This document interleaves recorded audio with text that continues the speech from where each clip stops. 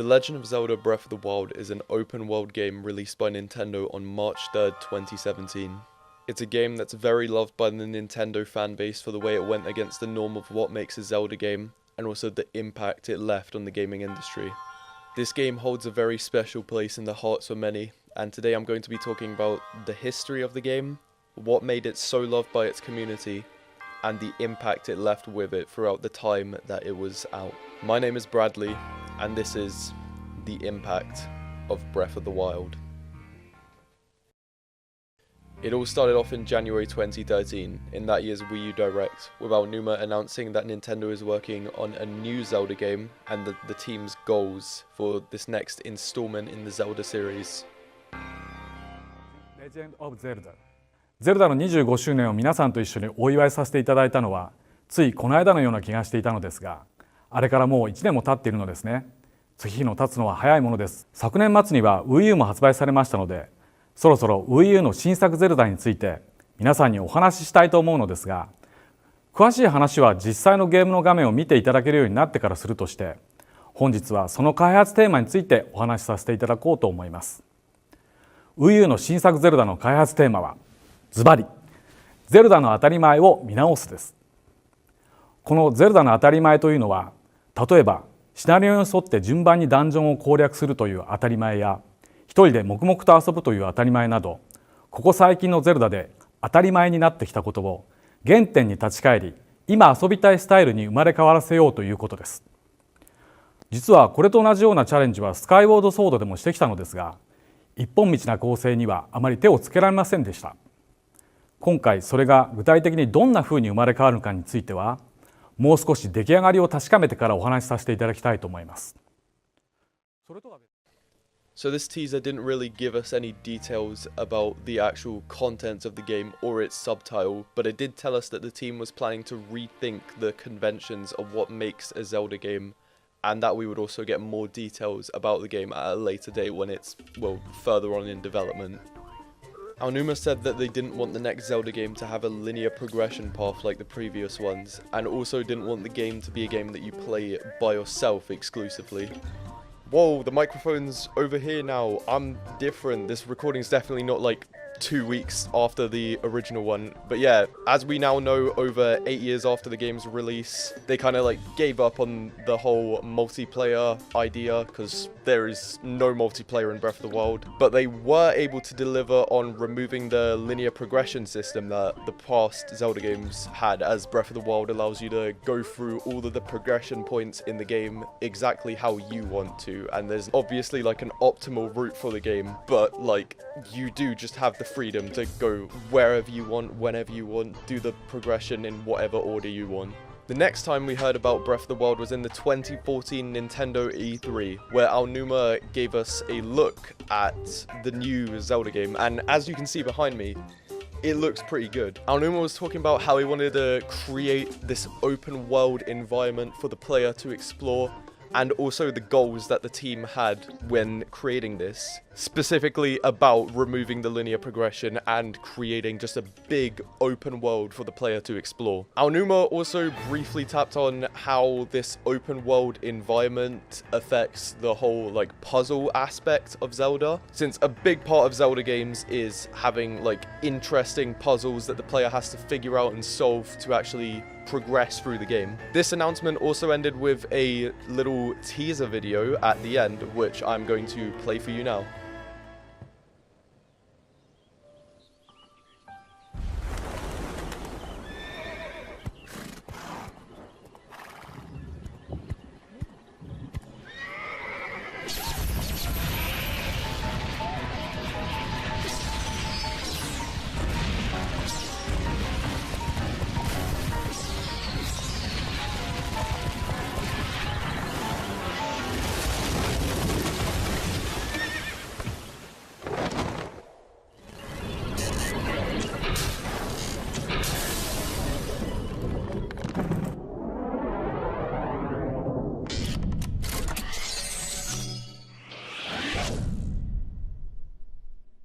As you can see, the teaser revealed Guardians, Link's new style, the whole airtime mechanic, and also announced that the game would be releasing in 2015.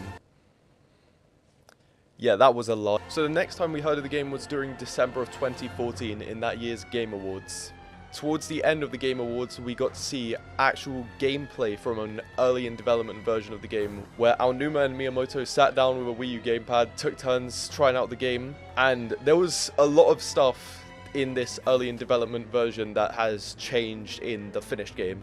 Like, for example, you could see in the actual video that the health HUD and the stamina HUD looked quite a bit different to how it does in the finished game. And another big difference is that in their trial of the gameplay, you can actually see the map in-game on the gamepad while you're actually going about and playing. This isn't a feature in the final version, and if you're playing on Wii U, you kind of have to decide whether you want it to be shown on the TV or the Wii U gamepad, and if you're playing on Switch, obviously you just have one screen. But yeah, after this, the next time we heard about the game was a delay it got in early 2015. The game also didn't appear in that year's E3, but was confirmed to have a Wii U release despite the development of the Nintendo Switch, which was nicknamed the NX at the time because Nintendo hadn't actually announced the Switch yet, but had confirmed they were working on a new console. After all that, the game got yet another delay in April 2016 because Nintendo claimed they were having problems with the physics engine, which were causing, obviously, the development of the game to be a bit more of a slow process because they had to sort a lot more stuff out. But just a few months after that, in June, this dropped. Open your eyes. Wake up, Link.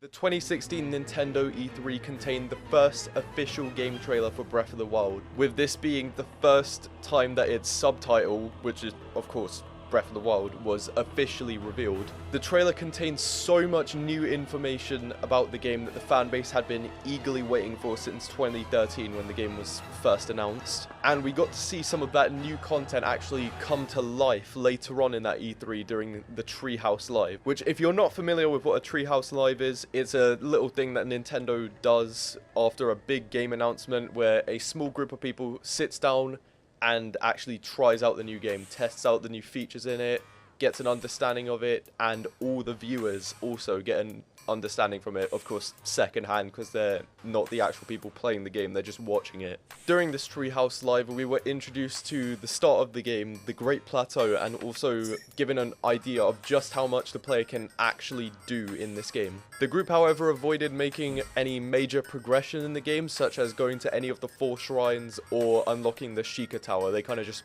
wandered around the Great Plateau for a bit of time. This obviously left the viewers completely in the dark of what lies beyond the Great Plateau. Obviously you can like see it in the background, big map, so much stuff to explore, but like we just don't get to see any of that in the Treehouse Live because we're locked in the Great Plateau.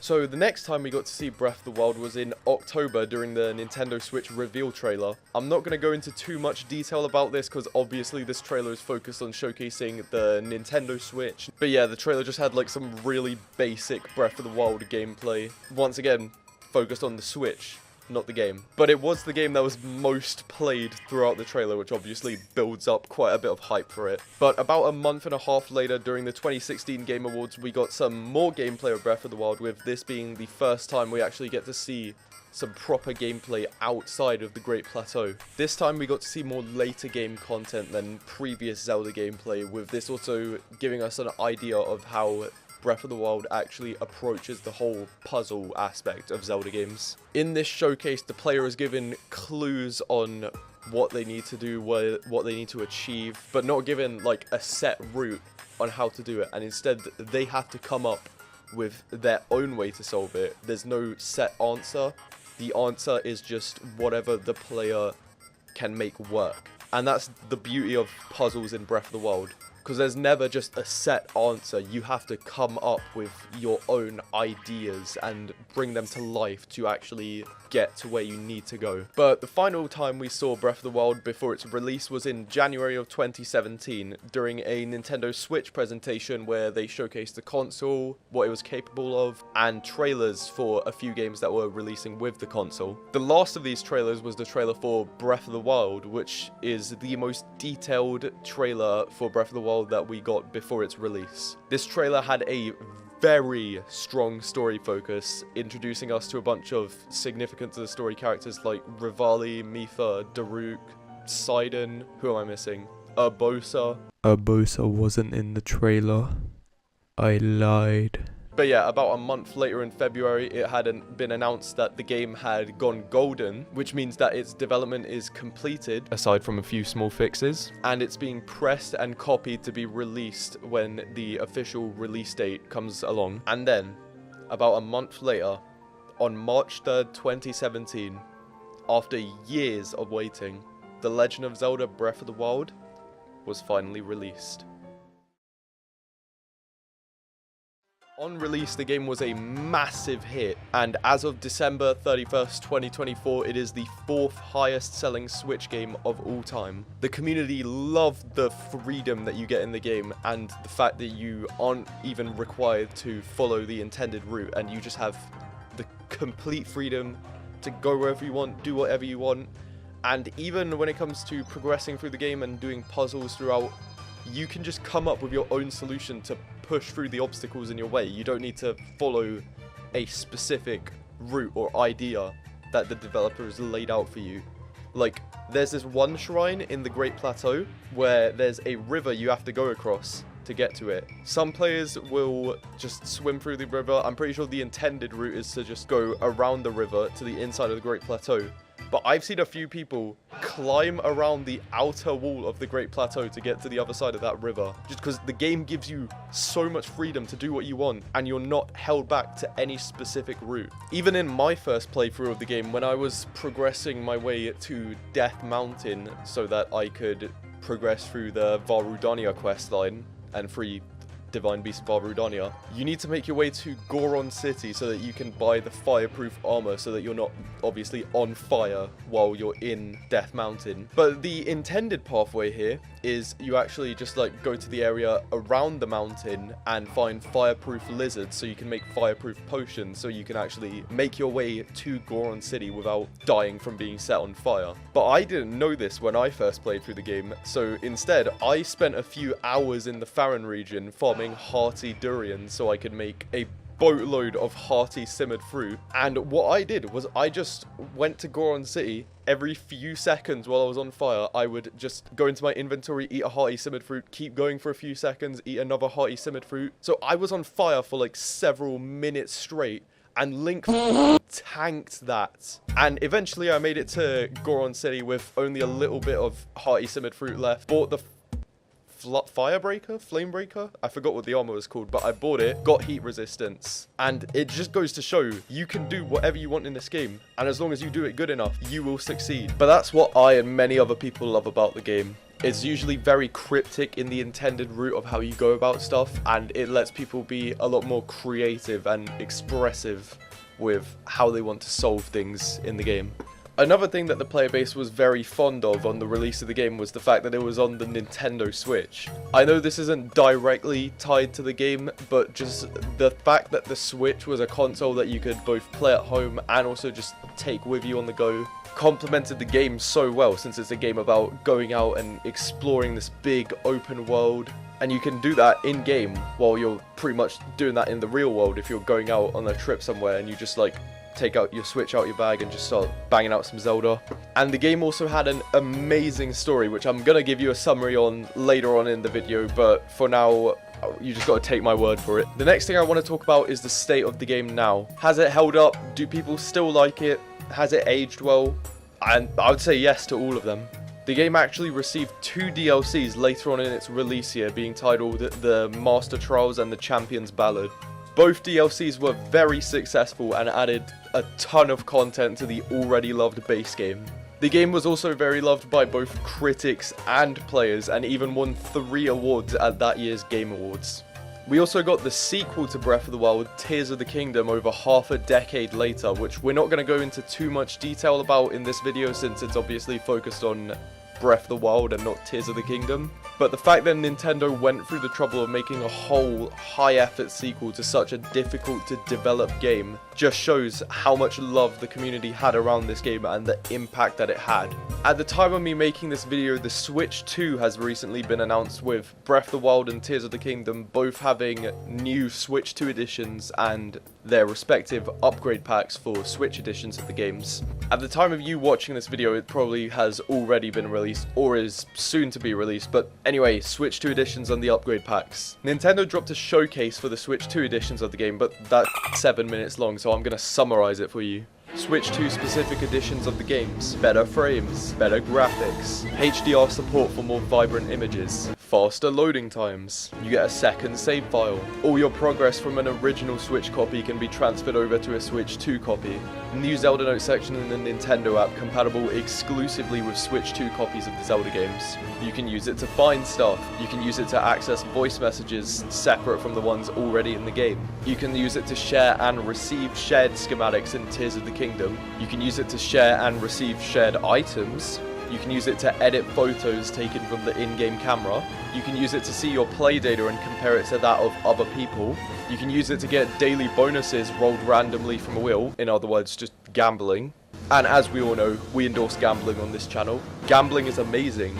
Go do it. Put your life savings into it. But you can also use Zelda Notes to get a bonus use out of your amiibos every 5 times you use them. And these little are the new amiibos coming out with the new editions of the game. And then of course we've got the new Switch 2 editions releasing with the upgrade pack so that people with Switch 1 editions can upgrade from a Switch 1 edition to a Switch 2 edition. As far as updates for the content in Breath of the Wild, this is all we can really expect to see, since Nintendo's probably gonna work on a new Zelda game and kind of leave the world that's been built up in Breath of the Wild behind. Because they've obviously stuck with this world for Tears of the Kingdom, and it's kind of time for something new. Anyway, I've spent too much time on the history of the game, so now let's talk about what made the game as loved as it was. So, as you've just seen, the game has quite a lot of history and a lot of love put into it. And now we're going to be talking about what the team actually implemented into the game to give it the successful release that it had. And where better to start than the beginning. The game starts you off in the Shrine of Resurrection, where you're told by Princess Zelda to wake up by voices in your head. You're given a Sheikah slate and a basic set of clothing so that you're not walking around Hyrule in a pair of boxers. And you're told to make your way out of the shrine, learning the climbing mechanic on the way and also the pickup mechanic. Unless you're doing a speedrun and you just walk through the f***ing walls like an absolute menace. But once you make it out of the shrine, you're greeted with the first cutscene of the game, where Link walks out to the cliff outside the shrine and looks off into the distance as the title card fades in. The title card then fades out as the camera pans to direct the player's attention to a nearby temple and an old man who waves at Link. When this cutscene is finished, the player is given complete freedom of how they want to explore this new starting area, the Great Plateau. There's obviously the intended route of just going down the pathway and speaking to the old man to actually progress the story, but I just love how much freedom you're given right off the bat. There's a pathway you can take that goes the complete opposite direction. You can climb down the cliff to go into a little forest area in the Great Plateau and find like animals and bokoblins and stuff. And you can even climb your way to the mountain above the shrine and then realize that you take damage from being in the cold and quickly make your way back down before you die. And also, even if you do take the intended path, you're not even required to speak to the old man. You can just walk right past him and go explore the rest of the Great Plateau. But once you do decide to speak to the old man, he'll direct you to the Great Plateau's Sheikah Tower, which you'll eventually unlock, giving you a permanent ability to teleport to it at any time, and also lets you see the Great Plateau on your map. He then tells you to find and complete all 4 shrines in the Great Plateau. After this point, running around the Great Plateau, exploring and just learning the features of the game is actually the intended path to take. As you explore, you'll come across the 4 shrines, each having their own obstacles that the player has to find a workaround for. Each of these shrines will also contain their own Sheikah Slate upgrade, which is a permanent ability that the player gains after completing the shrine. The 4 upgrades you can get are Cryonis, Remote Bomb, Stasis, and Magnesis. Remote Bomb has 2 versions, a cube-shaped version that's good for more stationary placements where you just want the bomb to land in a certain spot and you just leave it there. And a ball-shaped version, which is better for rolling the bomb after it lands, so you can gain more distance with it before you obviously decide to, boom, explode. Cryonis can be used to create a block of ice out of any body of water that's obviously big enough for the block of ice to fit in it. Stasis freezes an object in place and temporarily converts any attacks dealt to it into momentum that it will actually carry when its stasis duration finishes. And finally, Magnesis allows the player to control any metal objects, moving them around however the player wishes to. Each of the shrines contain trials using the powers that you actually unlock from them in order to test you before you can actually leave the shrine with that power. You'll also get a spirit orb for each shrine completion, which you can use once you've completed all 4 shrines to either upgrade your health or your stamina.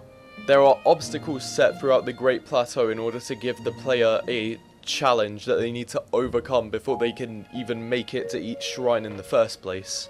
The most notable example of this is the Oadame Shrine, which is located at the top of a cliff, and most players coming over to this shrine are going to be coming from the bottom of the cliff, where there's actually a gap in between the player and the cliff itself.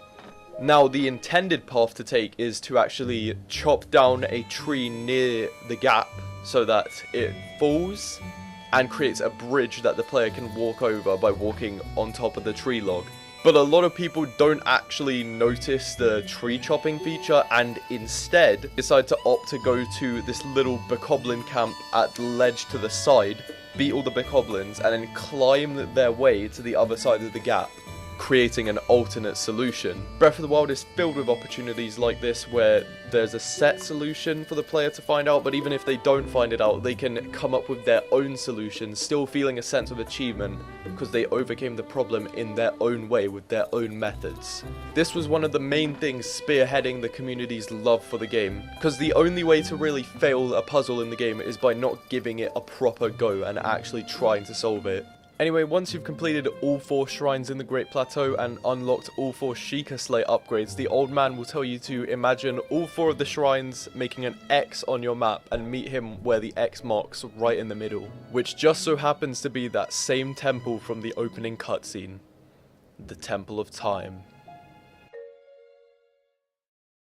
When you arrive at the temple, you can go inside and pray to the goddess statue to convert your 4 spirit orbs into either an extra heart with a heart vessel or an extra 5th of a stamina wheel with a stamina vessel. You're not required to do this though, it is optional, but there's not anything else in the game to spend your spirit orbs on, so you might as well just pray to the goddess statue. You can also go to the top of the temple where you'll find the old man standing alone in an isolated room. When you enter this room, a cutscene will play, and it's in this cutscene that we actually find out that the old man was King Rome Bosphoromus Hyrule, the last leader of Hyrule. The king then updates Link on the current situation of Hyrule with a great calamity happening 100 years ago, where Ganon, an ancient evil that Princess Zelda has been protecting Hyrule from, broke free from his restraints and took control of a bunch of robots all around Hyrule that the people living there had grown to live comfortably with. He had used said robots to terrorize Hyrule and gravely wound Link, forcing him to be urgently taken to the Shrine of Resurrection to heal, making him completely unable to help fight against the calamity. He also took control of the 4 divine beasts, massive robots built by an ancient civilization that the royalty of Hyrule had appointed 4 champions to in order to control and protect them. With control of the divine beasts taken away from Ganon, the 4 champions died in combat, leaving Zelda alone to fight Ganon all by herself. Without the help of the 4 champions and Link, Zelda couldn't defeat Ganon by herself, so she instead opted to use her power to stop him from healing and to weaken him, waiting for Link to one day wake up and go kill Ganon, freeing Hyrule from his terror. And now, 100 years later, Link has finally woken up and the player's journey to go and defeat Calamity Ganon has finally begun. After all of this is explained to you, the king then gives you the paraglider which he used earlier, and you can go and use this to actually make your way outside of the Great Plateau and explore the rest of Hyrule. And then he suggests that you make your way to Kakariko Village, east of the Great Plateau, to learn more about how to prepare for your fight against Ganon from the village elder Impa. The king then disappears, and this is where the beginning area of the game ends. From this point onwards, you are free to leave the Great Plateau without falling to your death and being brought back up to it. That is, of course, assuming that you actually choose to use your paraglider when going to the edge. But the Great Plateau serves as an amazing starting area for the game, introducing the player to so many mechanics that are going to be useful for them later, as well as a bunch of different cycles that they're going to have to repeat throughout the game, such as the weapon cycle, or the spirit orb cycle. With the spirit orb cycle being every 4 shrines you complete, you'll have 4 spirit orbs that you can go and pray to a goddess statue in order to either increase your health or stamina. And the weapon cycle being a bit more complicated because Breath of the Wild has limited durability on its weapons, but is like pretty strongly limited. So throughout the game, a common cycle you have to follow, the weapon cycle, is where you find weapons, use them to defeat enemies with stronger weapons, take those stronger weapons from them, and you can use them to defeat enemies with even stronger weapons, or you can go out and find some strong weapons in some like hidden secret areas like Hyrule Castle, for example. But yeah, that's a cycle you're just generally going to have to repeat quite a bit through the game, because obviously your weapons are going to break pretty quickly, so you're going to want to get a new supply of weapons so that you can actually have a strong arsenal ready for any like big fights you're trying to work your way up to. Overall, the Great Plateau is a wonderful starting zone for the game, and when you're playing through it yourself, you can really see the hard work and love that the team put into just this small area of the map to ensure that it works for both long-time Zelda fans and people who have never touched a Zelda game before in their lives, as a way to actually learn how the game functions and get everybody on the same page about how the game works before the rest of the world is opened up to the player. But what happens now? You've completed the Great Plateau, so what's going to happen next? What happens after? After you exit the Great Plateau, you are completely free to explore all of Hyrule. You can literally go anywhere on the map that you want to. You can unlock all the Sheikah Towers to discover the entire map. You can defeat all of the shrines to max out your health and stamina. Although there's a bit towards the end where you kind of have to like pick which one you want to actually max, because there's not enough spirit orbs in the game to completely max both of them. But you can just straight up do whatever you want. In order to progress the story, however, you need to first make your way to Kakariko Village and talk to the village elder. The village elder will tell you a story about a calamity that happened 10,000 years ago where Ganon returned, but unlike the incident 100 years ago, Hyrule was prepared. Hyrule knew that Ganon would return, as he has time and time again in the history of Hyrule, so they prepared for his return that time. In order to prepare, the people of Hyrule created an army of autonomous robots that they called the Guardians, and they also made the 4 divine beasts, which were assigned to different parts of Hyrule and have stayed there since. Each divine beast was also assigned a champion to control it, and with the help of the Guardians, the divine beasts, the champions, the princess who carries the blood of a goddess, and the warrior wielding the soul of a hero, the hero wielding the sword that seals the darkness delivered his final attack, and the princess used her powers to seal away Calamity Ganon. The people of Hyrule 10,000 years ago didn't realize that the Divine Beasts and Guardians, although very helpful to their defense against Ganon, and arguably the thing that made them win in the end, was going to end up being the major factor in the downfall of Hyrule in the next calamity, which was 100 years ago in the story of the game. After explaining the story of Ganon's return 10,000 years ago, Impa will briefly point out the 4 Divine Beasts to you and the 4 champions that died defending them 100 years ago. She then tells you that it would be extremely ill-advised to fight Ganon without the help of the Divine Beasts, so you should go out and seek more information about the Divine Beasts from the 4 races scattered across Hyrule: the Zora, the Rito, the Gorons, and the Gerudo. Impa will then mark 4 locations on your map, each starting off a Divine Beast questline, as she also gives you the quest to free the 4 Divine Beasts. You can then ask Impa about Hateno Village, which she'll just mark it on your map and tell you that it was one of the few places that didn't suffer significant damage from the calamity, but she doesn't really provide you any more information on it and kind of just leaves you to make your way to that objective. From this point, the most optimal route is to make your way to Hateno Village and complete a quest line at the Hateno Ancient Tech Lab to unlock Stasis Plus and Remote Bomb Plus, which are improved versions of the original Sheikah Slate abilities. And then make your way to Zora's Domain to get started on taking back Divine Beast Var Ruta, which is this like big ass elephant guy. Even though this is the most optimal route to take, the idea behind this game is that you are free to do stuff in whatever order you want. So after you've gotten the Free the 4 Divine Beasts quest from Impa, you can free them in any order. You don't have to start off with Var Ruta, go up to slow. Var Rudania, then Var Meadow, Slow. then Var Naboris. You can straight up just do them in any order. I know for my first playthrough, the first Divine Beast I decided to go for was Var Naboris, which is known iconically to have the hardest boss fight, and is usually the one people tend to go for last. And it took me a very long time to learn the way that Thunderblight Ganon attacks, but after I beat it, I had freed the hardest Divine Beast first, purely because that was a thing I was allowed to do in the game. Also, you technically don't even need to free all the Divine Beasts to beat the game. If you make your way to Hyrule Castle without freeing any of the Divine Beasts and make your way to the Sanctum where the final boss fight normally starts, you won't immediately be dropped down into the Calamity Ganon arena like you normally would if you freed all the Divine Beasts. Obviously, it's better to free the Divine Beasts because when you start the Calamity Ganon fight, you get 50% of his health taken away if all the Divine Beasts have been freed. Plus, the game doesn't have any post-game story-related content. It just kind of sends you back to before you fought Ganon when you finished the final fight. So there is literally no reason to rush your way to killing Ganon. But it's so cool that the game gives you all of these options, even if they're not a practical way to go about exploring Hyrule.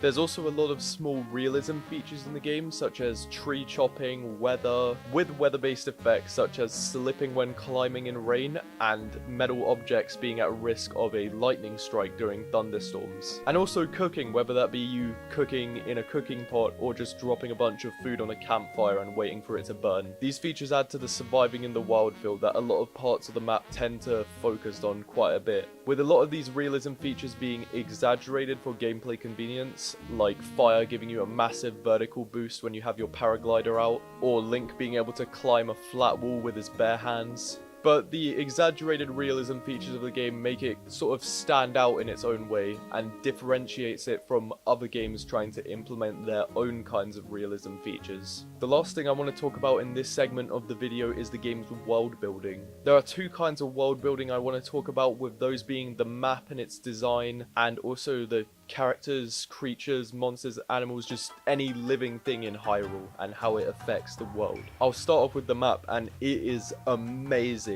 Every bit of Hyrule is extremely detailed, with a beautiful mix of realistic and cartoony styles using cell shading to really bring out that specific style that Breath of the Wild is trying to go for. There's also a lot of effort put into the regions in Breath of the Wild to make sure that they fit the themes and environments that the developers were going for when trying to create those regions. For example, the Elden region, located near the top right of the map, is a region entirely focused around the volcano Death Mountain. If you've got some experience with playing Zelda games beforehand, you'll know Death Mountain. It's a very iconic part of the Hyrule map, and Breath of the Wild does not take away from that at all.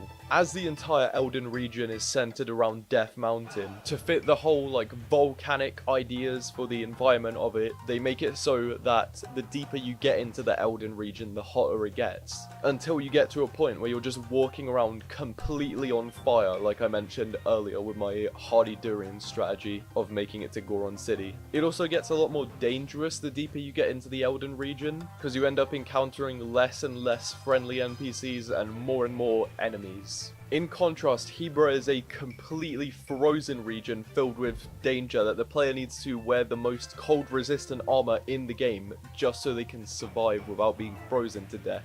All of the regions in the game, although some not being as extreme as these two examples, have their own ideas and themes behind them that the team has done a very good job at conveying, and all these different regions spread across Hyrule do such a good job at creating a big world filled with variety that creates an unpredictable experience for the player as they journey through the map.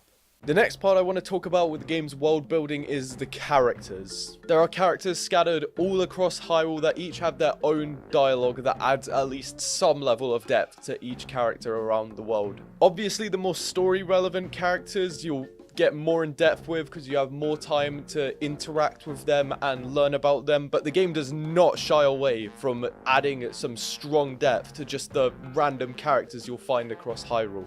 There's also the Yiga clan, which are a clan of enemies that act as people and will only reveal themselves to try and kill the player. There's this whole story arc when you're trying to free Varna Boris where you have to sneak into the Yiga clan base and defeat the Yiga leader in a boss fight. Which, keep in mind, these are just random enemies you're gonna come across in Hyrule, and there's this whole story arc centered around them. But on the topic of enemies, there are a lot of them. Most are like the basic enemies, and mini-bosses follow the same kind of theme and origins of being created by Ganon during the Calamity. And they also respawn every Blood Moon, which is an event that happens every in-game week, which means that the enemies are infinitely refightable. The enemies also upgrade as you progress through the game, with the color of the enemy actually indicating how strong it is. For example, a golden bokoblin is significantly stronger than a silver bokoblin, say. There's also a variety of wildlife around Hyrule, with the kind of wildlife around you depending on what region you're in, what kind of area you're in. And bigger wildlife such as like boars and birds and stuff are usually hunted for meat in the game, whereas smaller wildlife like insects and lizards usually tend to be made for potions, because most potions in the game require some kind of insect or a lizard or any small creature of some sort to actually craft them. But anyway, now it's time for the main focus of this video, the impact of Breath of the Wild. Breath of the Wild is one of the most impactful open world games of all time, completely changing the way open world games are viewed and pushing the limits of what you can do when developing similar kinds of games. The game also inspired other big games such as Elden Ring and Genshin Impact, with Breath of the Wild having a direct effect on both games. In this segment of the video, I'm going to be talking about future titles that were inspired by Breath of the Wild, what exactly those future titles took from Breath of the Wild, and how Breath of the Wild was able to save the Zelda series as a whole from the rough spot that it was in at the time. So let's start off with the titles inspired by Breath of the Wild. As I mentioned earlier, Elden Ring and Genshin Impact are two examples of big titles that took inspiration from Breath of the Wild, with both taking slightly different approaches on how they were actually influenced by Breath of the Wild. Genshin Impact took a more direct approach with their inspiration by completely copying several features from Breath of the Wild with slight design tweaks to make them not a direct copy. They even copied the choo-choos and their elemental variants. But although they did just steal a lot of features from Breath of the Wild, they did create their own open world environment and have their own pretty good story, if I'm being honest, completely separate from Breath of the Wild and Hyrule. One big thing that Breath of the Wild didn't seem to influence Genshin Impact on, though, was the removal of the linear progression system. Genshin Impact allows the player a lot of freedom to go where they want and to explore what areas they want to explore, but ultimately they are just held back by the game progression. Because unlike Breath of the Wild, where the enemy strength scales with how much you've played the game, in Genshin Impact it scales with just what area you're in. So although you're free to go anywhere you want, you can't really, because the enemies are just going to be really strong if you go really far, and you can't do anything about that. And this makes it a lot harder to actually like go out and explore in Genshin Impact, because at the end of the day, you are pretty much just restricted to a set path where you're going around places, slowly exploring the map to progress through weapons and different characters and get stronger, because you just can't explore far without getting stronger. Genshin Impact also has a lot more of a grindy feel than Breath of the Wild, because there are a lot of points where you need to get like a ton of XP and resources to actually progress. They've even got their whole own like dungeon system that you can go through and get loot from it. Now don't get me wrong, Tears of the Kingdom has the same thing. But this video is about Breath of the Wild, okay? And the way that Breath of the Wild actually inspired Genshin. So we're not looking at what Tears of the Kingdom did, we're looking at what Breath of the Wild did. But in Breath of the Wild, the only real XP count in the game is the enemy progression XP count, which is completely invisible to the player. There is no way for the player to actually check that in game, and that's just the XP count that checks how many enemies you've killed and scales your enemy's strength depending on that. Which means that Breath of the Wild doesn't actually have any XP count that you can view in game, which provides a unique experience separate from many other games, where rather than grinding your XP and getting to a high level in some way, you don't have that, and your strength is purely based on what resources, armor, equipment, weapons, food you all decide to go for. Now granted, you still have the grindy element of searching for resources in order to actually get that stuff, but it's a way more fresh feel, because unless you feel like sitting through blood moons, you actually have to go out and explore to find the items, rather than just staying in one area and constantly looting the same items from the same spots. Another way Genshin Impact was influenced by Breath of the Wild was in its art style. They both have a sort of mix of cartoony and realistic art styles, with Breath of the Wild leaning a bit more into that realistic art style while Genshin Impact goes a bit more cartoony with it. And they both use cell shading to help produce this cartoony feel when you're actually playing through the game. The characters across Genshin Impact also have a more anime-esque look compared to Breath of the Wild having a bit more of a realistic look. And also the colors in the game. Genshin Impact tends to have lighter, more happy colors, whereas Breath of the Wild is a bit darker, which generally gives Genshin Impact a more like happy mood, because it's not like that intense of a story, whereas Breath of the Wild is a lot darker because, oh, 100 years ago everybody died, you have to avenge them, you have to kill Ganon, free Hyrule, all that stuff. But anyway, the next game I want to talk about that was inspired by Breath of the Wild is Elden Ring. Elden Ring is a very successful action RPG game released in early 2022 that went on to receive several awards. The game was very well received due to the beautiful world it had built, the compelling story it had, and the notoriously challenging boss fights. Unlike Genshin Impact, Elden Ring didn't just straight up steal a lot of features from Breath of the Wild and give them slight design tweaks to differentiate the two, and instead was a lot more subtle with their inspiration. The team behind Elden Ring actually had a few different games they took inspiration from, with Breath of the Wild obviously being one of them. Breath of the Wild's lack of a linear progression system, allowing the player to explore in any order they want, was something that the Elden Ring team decided they wanted to implement into their own game. Since Elden Ring is an open world game just like Breath of the Wild, where the player is free to explore wherever they want and progress through the key points of the game in any order they want as well. Elden Ring tends to be a bit more grindy than Breath of the Wild though, because the bosses are quite a bit harder, and the game encourages you more to grind towards better equipment if the current boss you're fighting is too difficult for you. Breath of the Wild's boss fights are still like decently difficult, but they're not that difficult if you have like a strong understanding of how the combat system in the game works. But even if you don't have a good understanding of it, the game provides you opportunities to get better gear right before any key boss fights in the game, such as the Guardian Scouts in the Divine Beasts, like those little guys with the ancient swords and stuff, or the weapon drops in Hyrule Castle, like the ones you just find around Hyrule Castle, or the ones that just spawn in the Sanctum during the Calamity Ganon fight.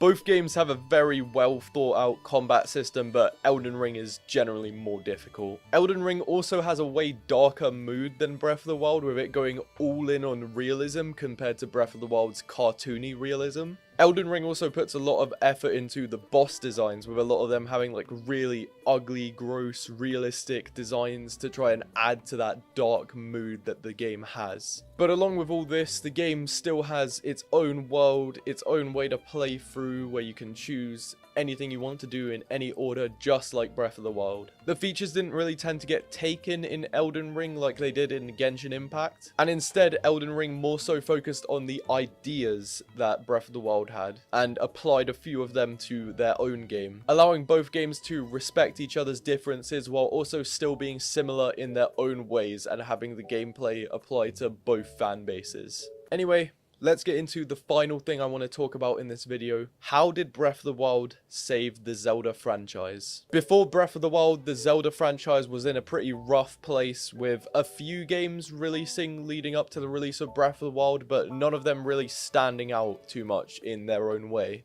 The Zelda series had also recently been suffering from a feeling of repetitive gameplay, because all of them followed the same idea of work through a bunch of progression points, and as you go along them, you get gear you can use to solve puzzles, you get like more health, more stamina, but it was just pretty stale, because the whole way the game functioned was just point A to point B to point C to point D. It was boring. And this structure just kept on going until the final boss of the game, where there isn't really much to do after beating it usually. Now, don't get me wrong, Breath of the Wild has no post-game content, but we're just not going to focus on that right now. But as you could probably guess, based on the information I've just given, the fans were not very fond of this structure and were getting bored of it. Nintendo knew that if they wanted to keep the Zelda fanbase, then they would have to find a way to break this structure and give the players a new experience separate from all the previous Zelda games. And they made an attempt at this with Skyward Sword, but fell flat because they didn't really commit enough to these ideas. So going into Breath of the Wild, the team wanted to fully commit to these ideas and make a last-ditch effort to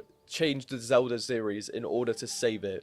And they did just that. Breath of the Wild completely broke the previously established conventions of Zelda games, where the gameplay isn't just a copy-paste of the last game with some extra gimmicks added. Okay, Tears of the Kingdom was just that, but it's justified because of how different Breath of the Wild was. Plus, the fanbase was perfectly fine with getting a Breath of the Wild sequel instead of a new game, because Breath of the Wild ends on a massive cliffhanger with there being no story progression after the final boss, so it's reasonable that the fans wanted more. But obviously, after making this big game to save the series, Nintendo wanted to hold on to this momentum and not dive too deep back into the linear progression system. So the only mainline releases we've had after Breath of the Wild were Tears of the Kingdom and The Echoes of Wisdom, in which Tears of the Kingdom approaches the progression just like Breath of the Wild, giving the player all the freedom that they can. And Echoes of Wisdom doesn't really, but to be fair, it's meant to be a sort of remake of Link's Awakening, which is a bit more of an old Zelda game, so it's reasonable that they stuck with the old way that it functions since it's a remake. We haven't gotten any information on any major future titles in the Zelda series, but after Breath of the Wild and Tears of the Kingdom,